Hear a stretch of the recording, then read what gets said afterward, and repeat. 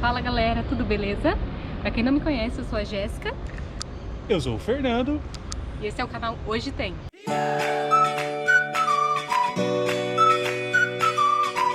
Você conhece o solar da Marquesa de Santos? Você sabe quem foi a Marquesa de Santos? Tudo isso a gente vai te contar e te mostrar nesse vídeo. Então, fica com a gente até o final, se ajeita aí, vem com a gente, porque hoje tem, hein? O solar da Marquesa de Santos. Partindo do pátio do colégio, os primeiros povoadores passaram a ocupar os terrenos vizinhos, construindo suas moradias e formando as primeiras ruas da cidade. Na Rua do Carmo, hoje Roberto Simonsen, no 136, localiza-se o solar da Marquesa de Santos, raro exemplar de residência urbana do século XVIII. Não há dados precisos sobre a data de construção desse imóvel.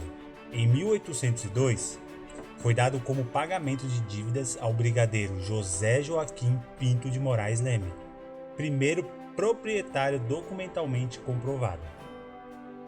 Contudo, documentos do século XVIII indicam a existência de 4 casas na Rua do Carmo entre 1739 e 1754. A junção de duas dessas casas de taipa de pilão teria originado o solar, conforme registros fotográficos do século XIX, além de prospecções arqueológicas e análises arquitetônicas realizadas pelo Departamento do Patrimônio Histórico, DPH. A Marquesa de Santos, Domitila de Castro Canto e Melo, foi a proprietária entre 1834 e 1867, adquirindo o imóvel da herdeira do brigadeiro Leme.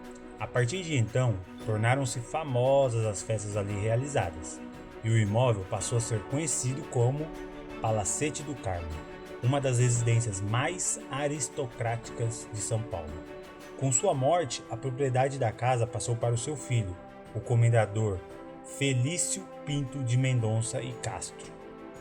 No ano de 1880, é colocada em rasta pública e arrematada pela mitra diocesana, que aí instalou o Palácio Episcopal, introduzindo modificações no local, como a construção de uma capela e de uma cripta sobre o altar-mor. E desse momento, provavelmente a inclusão de características neoclássicas, em sua fachada principal.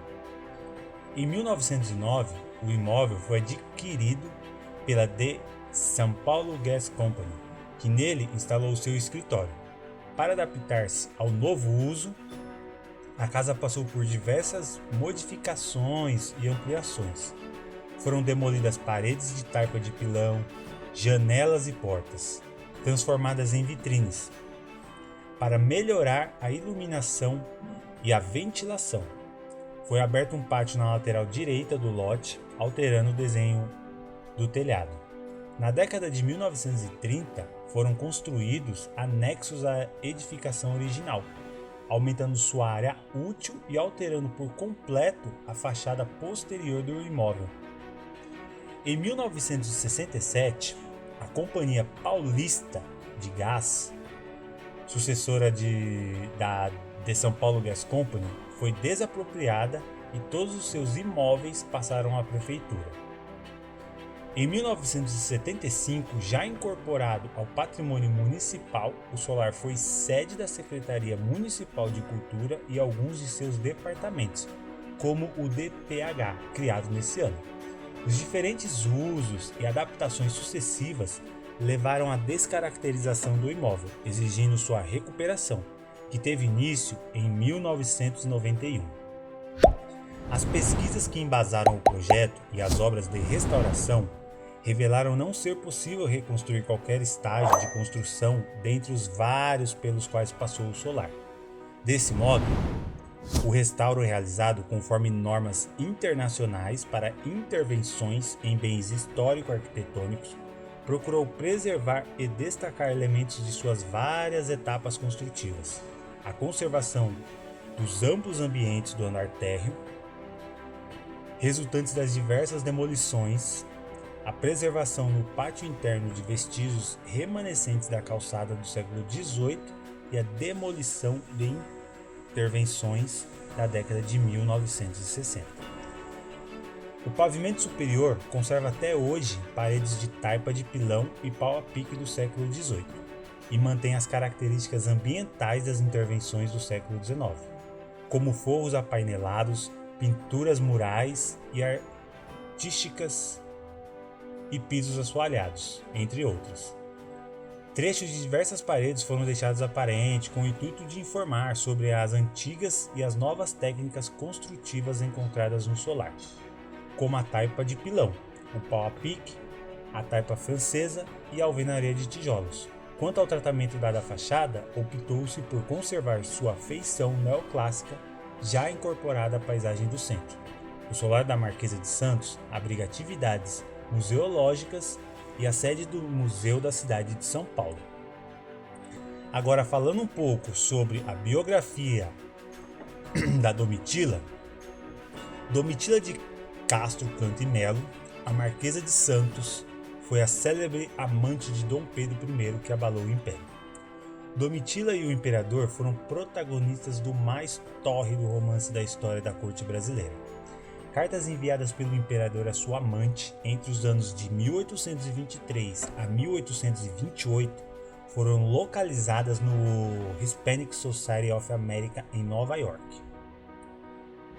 Domitila de Castro Canto e Melo nasceu em São Paulo no dia 27 de dezembro de 1797, filha de João de Castro Canto e Melo, coronel reformado que foi nomeado inspetor das repartições de estradas da cidade de São Paulo, primeiro Visconde de Castro e de Escolástica Bonifácia de Oliveira Toledo Ribas, descendente de tradicional família paulista. No dia 13 de janeiro de 1813, com 15 anos, casou-se com o alferes Felício Pinto Coelho de Mendonça, oficial do 2º Esquadrão do Corpo dos Dragões da cidade de Vila Rica, Minas Gerais, onde foi morar. Em 1816, contrariando os costumes da época, Domitila retornou para a casa de seus pais com os 2 filhos, depois que o marido se revelou uma pessoa violenta. Em 1818, ao tentar uma reconciliação, Domitila foi esfaqueada e ficou entre a vida e a morte. Segundo os autos do processo, o pivô foi o coronel Francisco de Assis Lorena.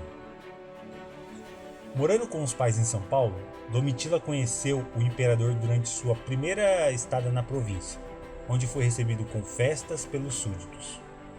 O interesse que Dom Pedro havia sentido por Domitila transformou-se em um apaixonado romance resguardado por certa descrição inicialmente, mas depois trazido a público de modo ostensivo.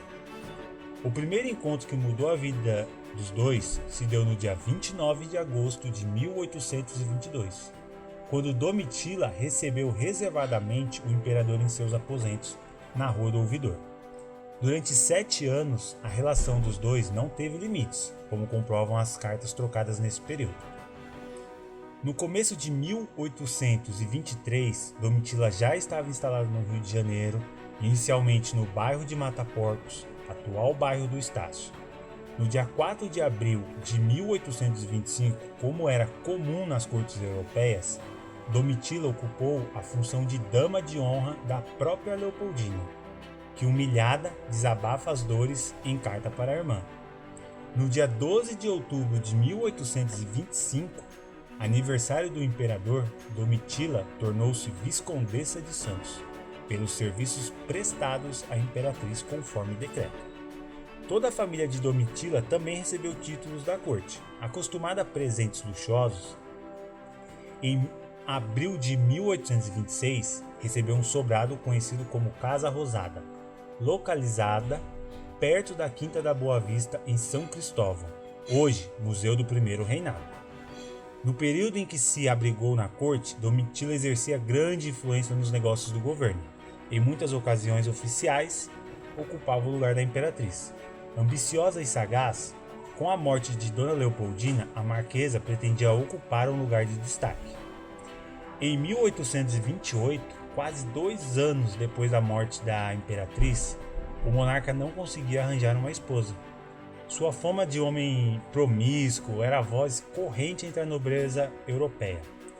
Por razões de Estado, Dom Pedro I decidiu romper com a amante, expulsando-a da corte em 1829. Foi a condição para o casamento com a princesa Amélia, que seria a nova imperatriz. De volta para São Paulo, em companhia de 2 filhas que teve com o imperador, Domitila adquiriu um casarão na antiga Rua do Carmo. Em 1833, uniu-se ao brigadeiro Rafael Tobias de Aguiar, rico fazendeiro de Sorocaba e 2 vezes governador da província. O relacionamento entre os dois durou 24 anos e tiveram 6 filhos, mas só 4 chegaram à vida adulta. Em sua casa eram realizadas festas e saraus. Em 1857, Domitila ficou viúva e, durante os 10 anos seguintes, se dedicou a realizar obras de caridade. Domitila de Castro Canto e Melo faleceu em São Paulo em novembro de 1867. O solar onde viveu com Tobias hoje abriga o Museu da cidade de São Paulo. Então, essa foi uma breve história sobre a Marquesa de Santos. Se você gostou, vem pra cá e confira com seus próprios olhos. Vale muito a pena. Pessoal, então esse aqui foi o vídeo sobre o solar da Marquesa de Santos. A gente mostrou para vocês e contamos também um pouquinho a história da Marquesa, beleza? Então, curte, comente, compartilhe. E se você não for inscrito, inscreva-se no canal. É isso aí, muito obrigado por assistirem o vídeo. Até a próxima. Tchau, tchau.